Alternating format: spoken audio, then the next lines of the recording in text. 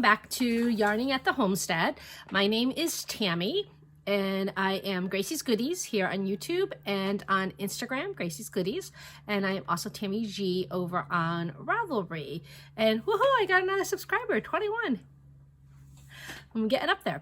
So I haven't done a ton of knitting over the past week. One, because I don't know if you can you see the discoloration? I got my infusion on Monday and it didn't take. So there's two trials here. My veins were just not working out. So 2 trials there, and then it finally was able to we were finally able to get it into this vein here, and it hurt really bad. And my entire hand for the next day was super, super sore. So for the next day and a half, I really couldn't do much because I couldn't do those motions with my hand because this just hurt really bad.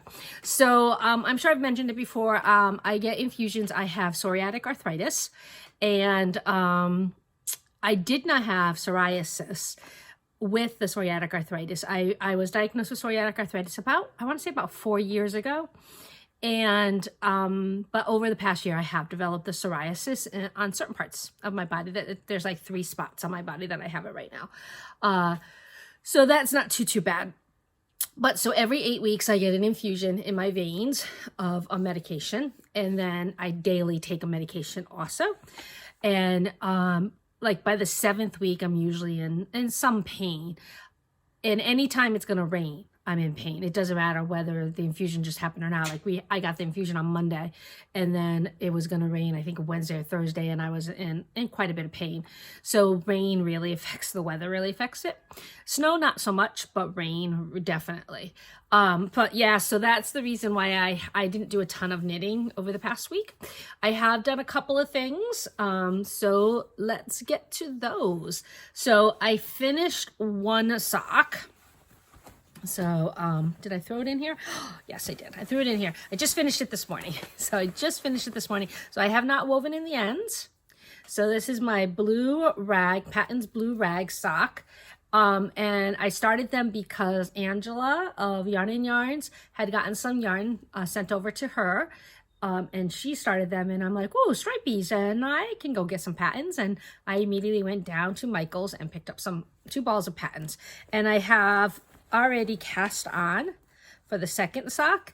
So I am a matchy person, and this new skein of yarn didn't start where this skein of yarn did. So I had to roll off some yarn in order to get it to start at the same place, because I actually have some, what do they call them? Invertible socks, inversible, where they're like the stripes are opposite. And I'm gonna make them. I don't know if I could wear them. That's the honest to goodness truth. But I have a friend who can wear them if I don't. So that I'm working on. I also got down to the toe on this. So, and this is Funky Fiber. No, not Funky Fiber. This is, Funky Fiber. I've been seeing a lot of her posts on Instagram today. I wish I could order. I just can't order any yarn right now. I'm just can't. So this is, Manic Pixie Dream. And she is no longer dying. And this is Cloudy with a Chance of Rain. And so I'm almost done. I'll be doing the toe on this later today, and I'll be done with this one, and then I will cast on the second one. I'm really good about casting on the second sock right away. Whether I actually work on it or not, I am good at casting it on. So that one's at the toe, and then this one is almost to the toe, and this is not almost to the toe. This is halfway down the foot, and I just lost a stitch. These are my Grinchmas socks. And this colorway is by Night Owl Fibers. So Grinchmas socks. So then I will have 3 socks done by the end of this weekend, and I will cast on for all of their mates. I haven't been doing any crochet since I finished the hat and lightsaber last week. I do have to get get started on some other crochet projects. I do have some more crochet projects to start. But I want to talk about some mistakes as new knitters we make. So I have been crocheting since I was a child. I learned to crochet, gosh, first, second grade maybe, I don't remember. My grandmother taught me. We were living with my grandmother at the time, and I remember making her a giant red, white, and blue granny square Afghan. And then I really didn't do anything else with it. And my friend, when I started work as a teacher about 20 years ago, I've been teaching for about 21 years, but about 2 years into teaching, one of my colleagues got pregnant, and I decided I wanted to make her something. So I retaught myself how to crochet, and I've been crocheting again since. And yeah, so that I retaught myself. And I never really wanted to learn to knit because this is an issue. There was always the issue of crocheters feeling inferior to knitters. And there are definitely, as a crocheter going into a yarn store, there is definitely a change in tune, a change in tone from many yarn store owners. It has gotten better. I will definitely say it has gotten better. It's nice to find when you walk into a store and you actually see, sometimes you'll see crochet friendly stickers on the door. And you walk in and you see crochet samples, which is really, really nice. And it's great. And crochet's come a long way since the 70s, a long way since the 70s. I use it for certain things. Like I really prefer amigurumis that are crocheted over knitted. I just like the look better. I like the fabric better. There are some knitted ones out there that are cute. I think I'm going to do a knitted gnome to try it. I keep saying amala. I'm sorry. Excuse me. So yeah. And I like blankets obviously go a lot quicker. It's just quicker to granny square or shell stitch or whatever, a blanket. So I've made most of the blankets, actually all the blankets I've ever made have been crocheted. So, for knitting, I started to learn to knit because I wanted to make socks. That was really the reason I started to learn to knit. And then my first knitted project was a hat. It wasn't socks. But now obviously I have socks. I have so many socks. But there's so many mistakes as a new knitter that you make. So I was talking about in my last podcast that I'm not really buying yarn right now. One, financially, I really shouldn't be buying yarn right now. And which I feel really bad about because all of these fiber shows have been canceled and these fiber artists are relying on those fiber shows. But financially right now, I can't afford to buy yarn like I had been buying yarn. But I also know that I've supported them in the past. So I'm looking at deep stashing, and I'm looking at my deep stash. And so I pulled out this. So I bought this pattern, the West End Scarf by Karina Spencer. And I have no idea when I bought this pattern. It came out in 2011, so maybe 2011, 2012. I don't know. And the yarn says one skein of 3 Irish girls, Kells, Sport Merino, and Ryan and Enna, which are the colorways. Okay, I got the colorways. Yeah, I got the colorways. Here's Enna, and here's Ryan. However, this is a Dorn sock. This is not sport weight. So, different weight. Different weight. I love the colors, and I'll probably still use them, and I may even use it with the scarf. I'm not exactly sure. I know I'll have to change the needle size, and I'll have to look at that, whether I go up a needle size or down a needle size or whatever. I know I have to change the needle size, but the scarf is still pretty, and I would still maybe like to make it, although I'm more into cowls now than scarves, but it's pretty. The yarn is pretty. Deep stash. So it's probably at least 8 years old, if not 9 years old. All right, and then another one I pulled out. So this is the Alhambra, and I don't know, this was published in 2008, so I don't know when I got it, but it asks for lace weight.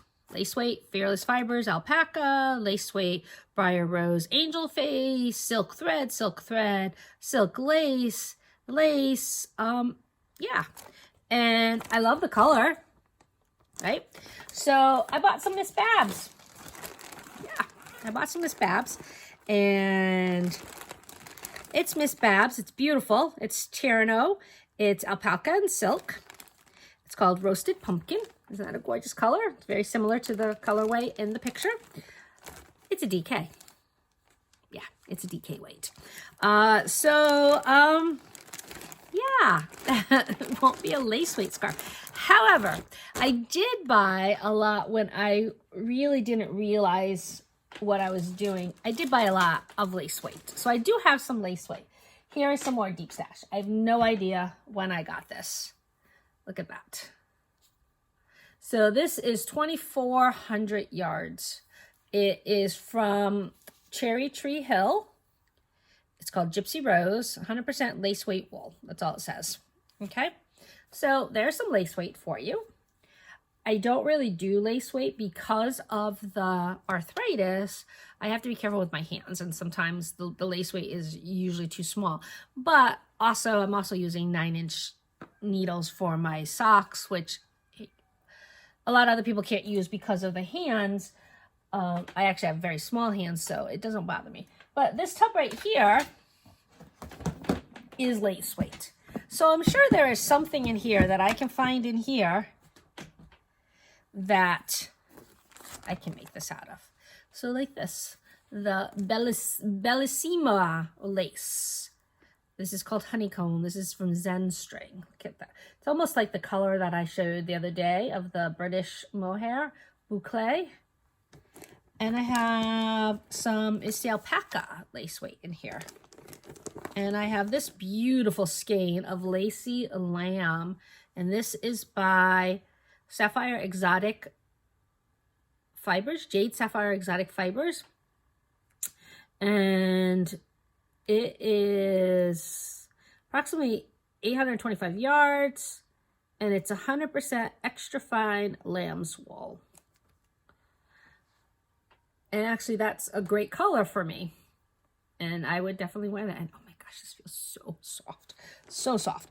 So yeah, even though I bought the wrong yarn, I actually have some lace weight yarn that I can use for this pattern.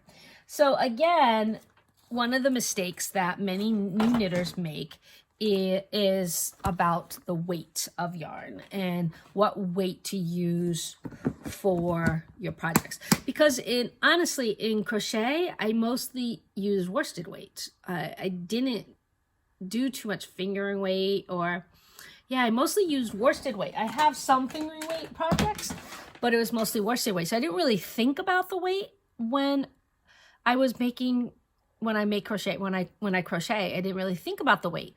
But when I turned over to knitting, I didn't realize I had to think about the weight. And so for me, I was thinking about the color. And for me, color always draws me to the yarn. So yarn for me, it's all about the color. And that's what I'm drawn to first. So yeah, so that is a mistake I made, and I have to go through because I have all these projects set aside. Like, this DK weight is set aside for the Alhambra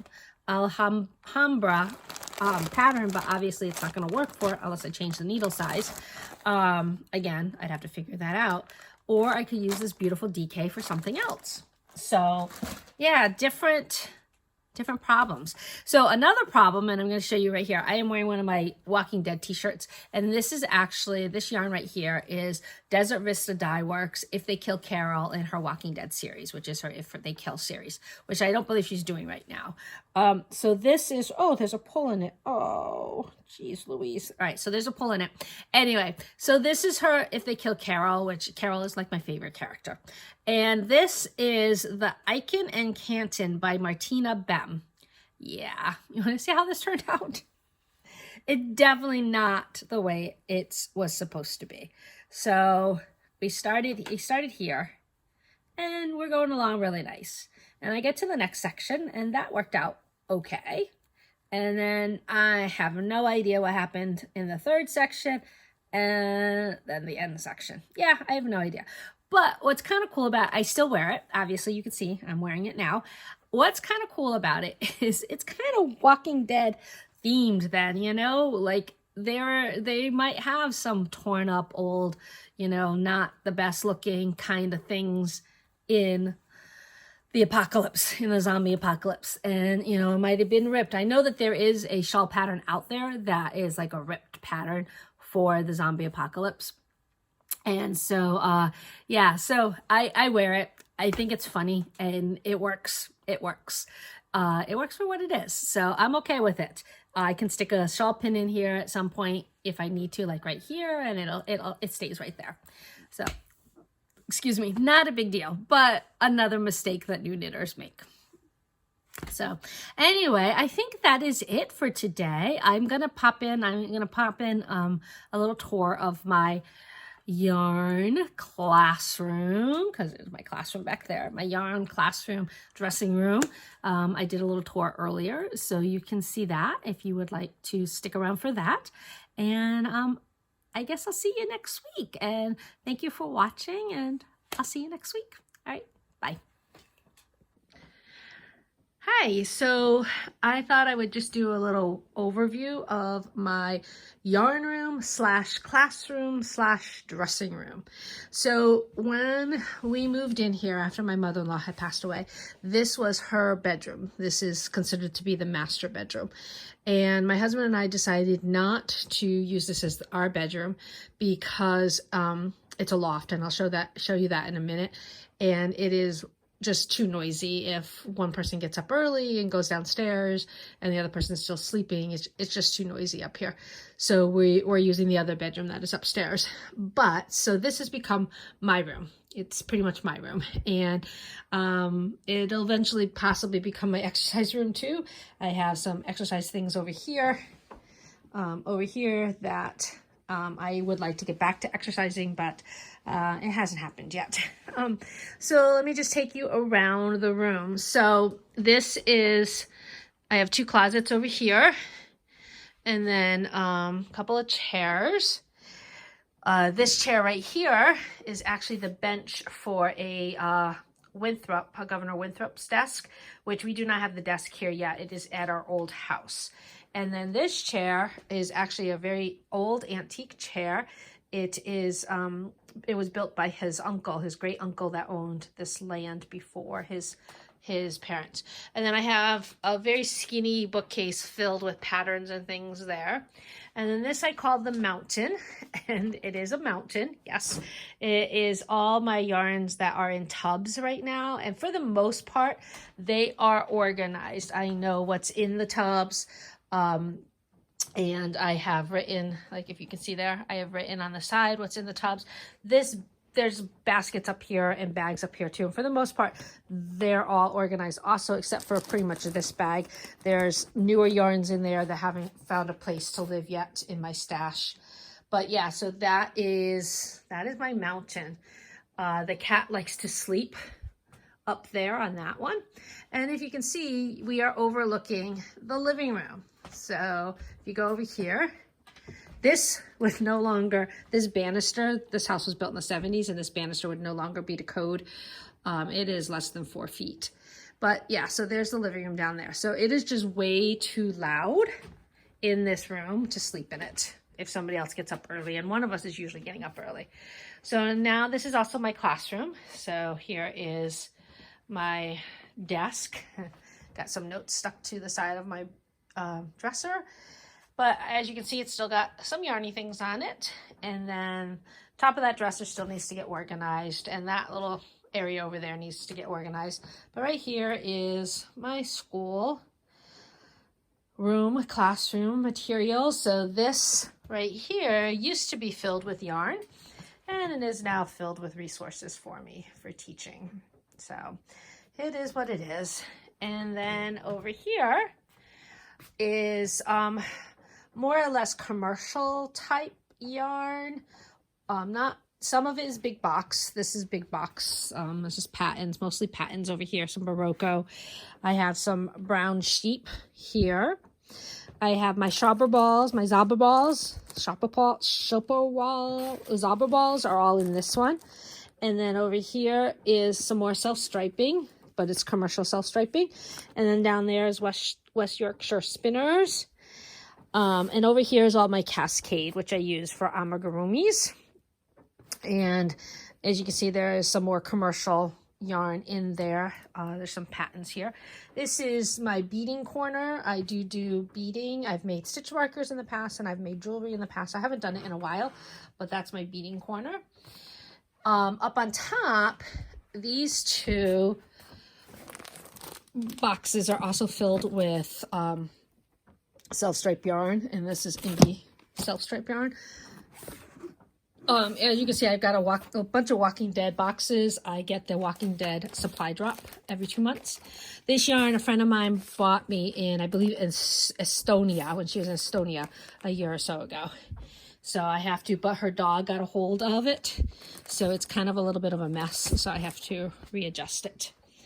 And then over here, I have, right in there is this basket.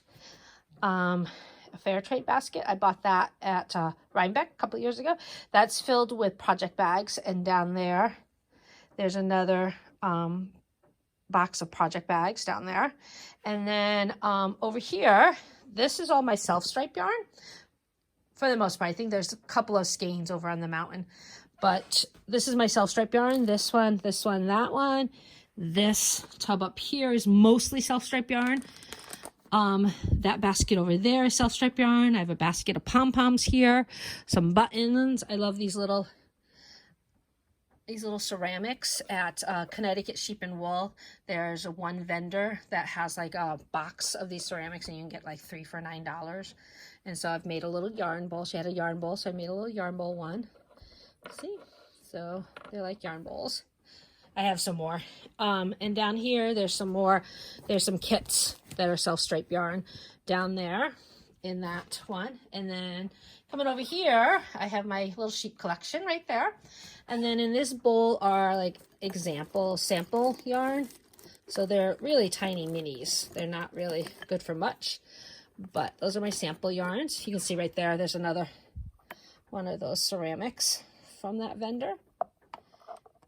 And then I have my Tunisian hooks and my straights in this glass vase that I found here. And then I have some leftover balls in this other vase back here. And up here is a basket of amigurumis, because I have to keep them away from previously the dog. We no longer have the dog, but now the cat has taken to grabbing them. So over here, I actually have 2 of these. I have one in the other room. So I'm going to eventually organize this, and this is going to be my needle storage, I think. Pretty sure this is what I'm going to use for needle storage. Except here. So this I bought when I first got here, or when I was here for a little while, and I love it. I keep my DPNs here. I keep my crochet hooks here. This is all my stitch markers down here, which has to get organized. And then the drawers have some other things in them, measuring tapes and stuff that I have to organize. And my little Lego minifigs are up here. And I love that picture that is up there.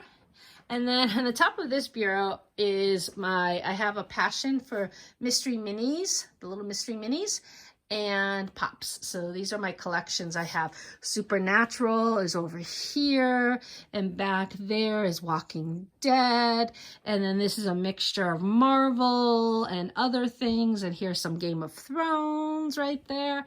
So yeah, it's a whole mixture of things. And then this is something I made for myself, a shadow box I made for myself a long time ago, a teacher shadow box. So that is pretty much my room, my yarn room, where my yarn storage is, and my classroom, and my dressing room. So hope you enjoyed the tour. And it's not the greatest light today because it is raining outside. But I hope you enjoyed the tour, and thanks for stopping by.